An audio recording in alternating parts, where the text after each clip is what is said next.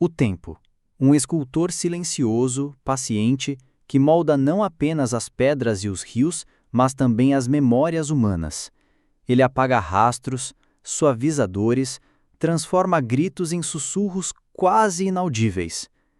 No verão de 1983, no coração selvagem do Jalapão, no Tocantins, um homem partiu para uma jornada de conhecimento e nunca mais voltou. O nome dele era Eduardo Ribeiro Mendes, um médico veterinário de 34 anos, marido, pai, sonhador. Durante 11 anos, sua ausência foi um buraco negro na vida daqueles que o amavam. E então, de forma quase poética, o próprio tempo devolveu um fragmento da sua história. Um pequeno objeto, silencioso, mas carregado de lembranças, que viria a reacender um mistério quase esquecido. Bem-vindos! Este é o canal onde as histórias que o tempo tentou sepultar encontram novamente a luz. Aqui, desenterramos memórias, investigamos silêncios e damos voz ao que ficou perdido nas poeiras dos anos. Hoje, você vai conhecer a jornada de Eduardo, não apenas a sua partida para o desconhecido, mas também a espera dilacerante daqueles que ficaram. Uma história onde a ciência, o amor e o mistério se entrelaçam, e onde o tempo, mais uma vez, prova que é o narrador mais implacável de todos.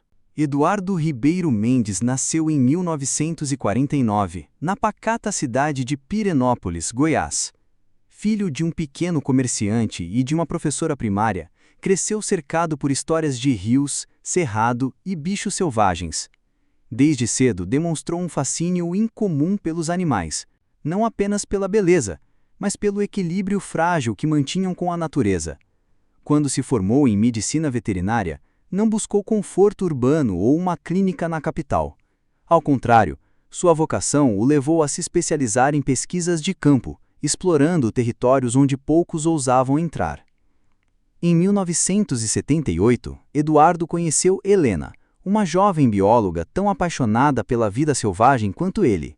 Casaram-se 2 anos depois e tiveram 2 filhos, Lucas, de olhos inquietos como o pai, e Clara, cujo sorriso lembrava os ipês amarelos que floresciam na estação seca.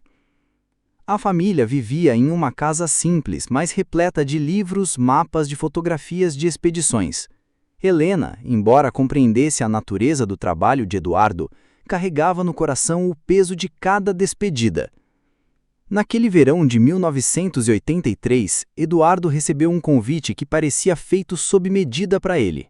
Integrar uma equipe científica para estudar a fauna e flora do Jalapão, uma região ainda pouco explorada, marcada por dunas douradas, rios de águas cristalinas e savanas extensas. A missão era catalogar espécies e identificar sinais de alterações ambientais que poderiam afetar o equilíbrio ecológico. Era, ao mesmo tempo, uma oportunidade científica e uma aventura que, segundo ele, alimentaria a alma. A partida estava marcada para uma manhã de janeiro. Antes de sair, Eduardo vestiu uma camisa de algodão clara, calças resistentes e, no pulso, o presente que Helena lhe dera no aniversário de casamento, um relógio de aço inoxidável gravado com as palavras "Ao de Eduardo, com amor, Helena, 1980". Na cozinha, tomou café com a esposa e brincou com os filhos, prometendo voltar com histórias e talvez um presente especial. A viagem até o Jalapão foi longa e árdua. Estradas de terra, calor escaldante e a sensação de estar avançando para o coração intocado do Brasil. Nos primeiros dias, a equipe trabalhou coletando amostras, anotando observações e fotografando paisagens. Eduardo, sempre meticuloso, dedicava horas a registrar detalhes da fauna, desde o voo de um pássaro raro até a pegada quase imperceptível de um lobo-guará. Mas, no 5º dia de expedição, algo aconteceu. A equipe, que havia se dividido para cobrir uma área maior, percebeu que Eduardo não retornara ao ponto de encontro no horário combinado. Inicialmente, pensaram que ele apenas se atrasara por seguir algum animal ou encontrar algo interessante. Porém, conforme as horas passaram, a preocupação se transformou em inquietação. O rádio permaneceu em silêncio. O céu, tingido de laranja pelo pôr do sol, parecia pesar sobre o cerrado. Quando a noite caiu e o acampamento foi tomado por um silêncio denso, a ausência de Eduardo deixou de ser um simples atraso para se tornar um vazio palpável. Ninguém sabia que a partir daquele momento começava um mistério que duraria mais de uma década, e que o tempo, como sempre, se encarregaria de envolver em camadas de poeira e esquecimento. Na manhã seguinte ao desaparecimento de Eduardo, o acampamento despertou mais cedo que o habitual. O ar, ainda fresco, carregava uma tensão invisível. A equipe científica, composta por 6 pesquisadores e 2 guias locais, reuniu-se em silêncio. Não havia sinais de que Eduardo tivesse retornado durante a noite. Sua barraca permanecia intocada. Saco de dormir desfeito, anotações sobre a fauna local abertas sobre a mesa improvisada, cantil pela metade. O primeiro impulso foi organizar uma busca rápida, acreditando que ele poderia ter se perdido na mata e estaria aguardando o resgate. Os guias, acostumados à região, seguiram rastros de pegadas na areia clara, que se dirigiam para uma área de vegetação densa, próxima a um curso d'água. Mas a poucos metros adiante, as marcas simplesmente desapareciam, como se tivessem sido engolidas pelo próprio chão. Durante os 2 primeiros dias, a busca foi intensa. Gritos ecoavam pela mata enquanto apitos eram soprados para tentar chamar a atenção. Helicópteros foram acionados pela polícia local, sobrevoando quilômetros de cerrado.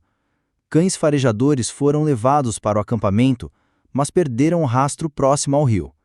Cada hora que passava, diminuía as chances de encontrá-lo com vida, especialmente sob o sol implacável do Jalapão. Helena foi avisada por telefone no 3º dia. A viagem até Tocantins foi um tormento silencioso. Ao chegar, ela encontrou um cenário desolador. Mapas marcados com rotas de busca, rádios transmitindo informações fragmentadas e rostos cansados que evitavam contato visual. Ela insistia em acompanhar algumas equipes, como se sua presença pudesse, de alguma forma, atrair Eduardo de volta. Mas a região era traiçoeira. O terreno alternava dunas que se moviam com o vento, campos abertos e trechos de mata fechada onde a luz do sol mal penetrava. Pequenos córregos se perdiam em pântanos escondidos, e animais selvagens circulavam livremente. O jalapão, belo e implacável, parecia guardar seus segredos com uma lealdade cruel. Após 2 semanas sem resultados, a busca oficial começou a perder força. As autoridades alegavam que todos os recursos possíveis haviam sido empregados. O caso passou a ser classificado como desaparecimento sem evidências de crime, o que, na prática, significava que o tempo passaria a ser o único investigador. Mas Helena não aceitava a conclusão.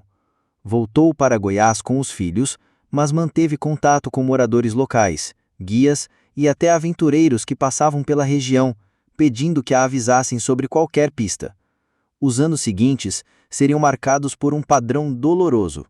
Uma navegação que reacendia a esperança, uma pista que se mostrava falsa e o silêncio que voltava a se instalar. Enquanto isso, para o mundo lá fora, Eduardo tornava-se apenas mais um nome perdido nas estatísticas. Mas para Helena, Lucas e Clara, ele continuava sendo uma presença viva, um espaço vazio à mesa de jantar, um relógio que, em algum lugar, talvez ainda marcasse o tempo. O desaparecimento de Eduardo não foi apenas a perda de um homem, foi a implosão silenciosa de um universo inteiro. Para Helena, os primeiros meses foram um turbilhão de movimento, idas à delegacia, entrevistas com jornalistas, reuniões com autoridades, telefonemas intermináveis. Mas lentamente, o barulho foi se dissipando como ondas que perdem força ao se afastarem da costa, deixando apenas o silêncio pesado. A casa onde viviam, em Pirenópolis, passou a ser um santuário involuntário. Cada canto guardava vestígios dele: o cheiro leve de tabaco na jaqueta pendurada atrás da porta, o som de passos que ela jurava ouvir quando o vento atravessava o corredor, a caneca lascada que ele usava todas as manhãs. Helena mantinha o escritório intocado, livros de biologia empilhados com anotações à margem, mapas rabiscados com rotas de expedições passadas e um caderno com um desenho inacabado de uma arara azul. Lucas, aos 7 anos, começou a guardar silêncio sobre o pai, como se falar dele fosse um pacto secreto entre eles dois.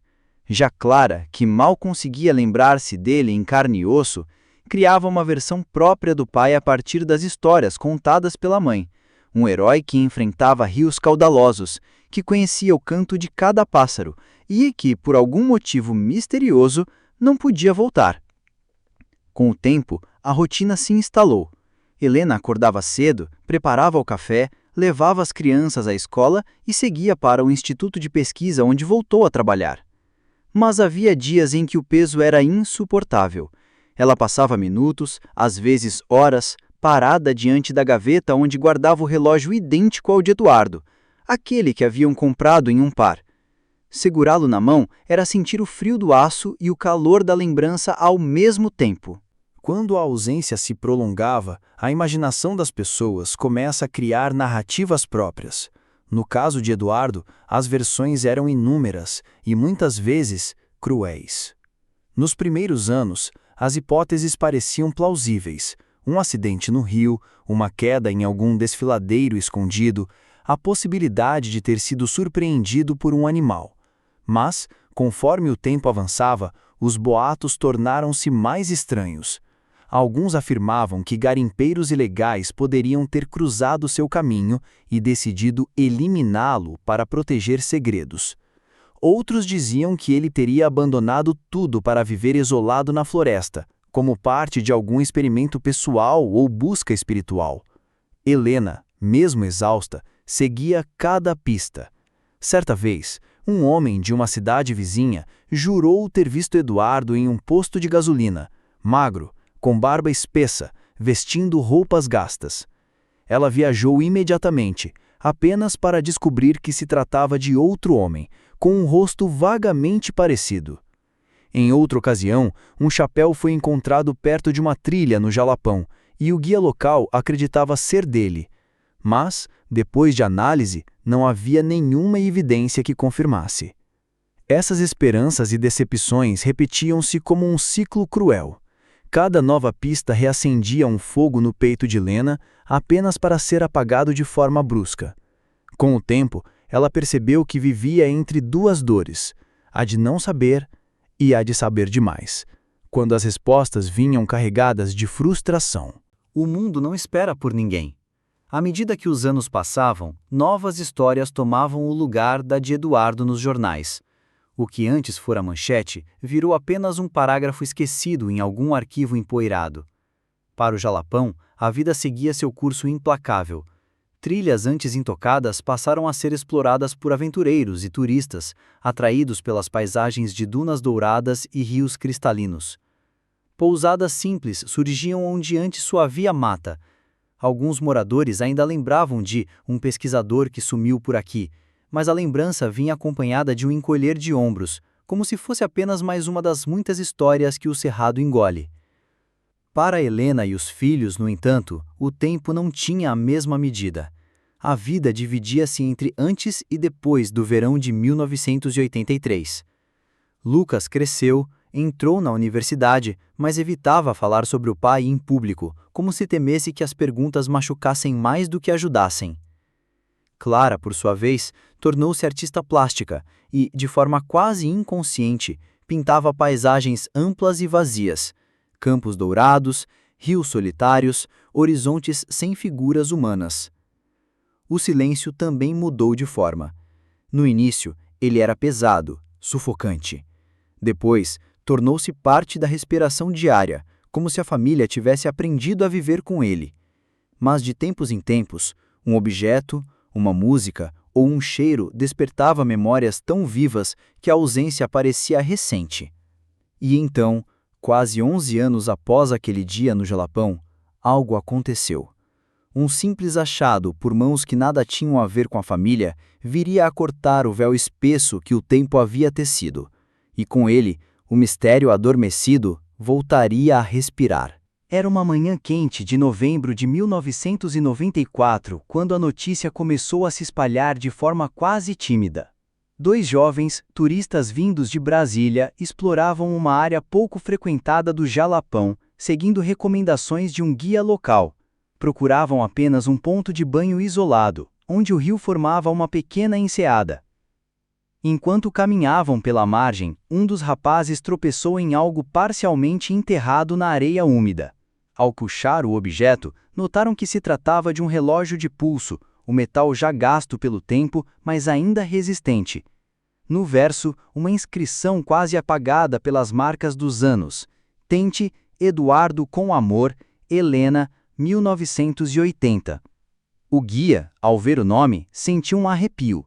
Ele lembrava da história, contada por pescadores e antigos moradores, sobre o pesquisador que desaparecera naquela região mais de uma década antes. Sem perder tempo, entrou em contato com a pequena delegacia local. Em poucas horas, a notícia chegou a Pirenópolis. Helena recebeu a ligação no final da tarde. A voz do policial era cautelosa, como se cada palavra pudesse cortar. Dona Helena, encontramos um objeto que acreditamos ter pertencido ao seu marido. O silêncio que se seguiu foi tão denso que ela teve que se sentar. No dia seguinte, viajou para Tocantins. Ao segurar o relógio, não havia dúvida. Era dele. O peso familiar no pulso, o brilho discreto que nem o tempo havia conseguido apagar totalmente e a inscrição que ela mesma mandara gravar. O relógio estava parado, o ponteiro congelado em um horário que já não dizia nada, ou dizia tudo. A área foi revistada com atenção. Encontraram restos de tecido, fragmentos de couro, ossos dispersos que mais tarde seriam identificados como humanos, mas sem possibilidade de confirmar a identidade com os recursos da época. Não havia sinais claros sobre o que acontecera, nenhuma evidência de violência, mas também nenhuma prova de que fora apenas um acidente. Helena voltou para casa com o relógio. Colocou-o sobre a mesa do escritório de Eduardo, ao lado de um mapa aberto do Jalapão, marcado com anotações a lápis. Ficou ali, observando, como se esperasse que o ponteiro voltasse a se mover, e com ele trouxesse as respostas que o tempo lhe negara. Nos dias que se seguiram, os boatos renasceram. Uns diziam que ele teria caído no rio e sido levado pela correnteza, outros que talvez tivesse encontrado algo ou alguém que mudou o curso de sua vida para sempre. Havia até quem acreditasse que ele estivesse vivo por anos, mas incapaz ou proibido de voltar. A verdade, como o próprio Jalapão, continuava a esconder-se atrás de dunas móveis e rios que mudam de caminho. O relógio, agora silencioso, era mais que um objeto. Era uma ponte frágil entre passado e presente, entre presença e ausência. Helena sabia que, mesmo sem respostas, havia algo definitivo naquela descoberta. Não encerrava a história, mas lhe dava um novo contorno. E, enquanto guardava o relógio na mesma gaveta onde estava o seu, percebeu que o tempo, apesar de tudo, não conseguira apagar completamente Eduardo, pelo menos não para ela. E você, o que acha que aconteceu naquele verão de 1983? O Jalapão guardou para sempre o seu segredo, ou o tempo ainda pode revelar mais? Se você acredita que histórias como a de Eduardo não devem desaparecer nas poeiras do tempo, inscreva-se no canal.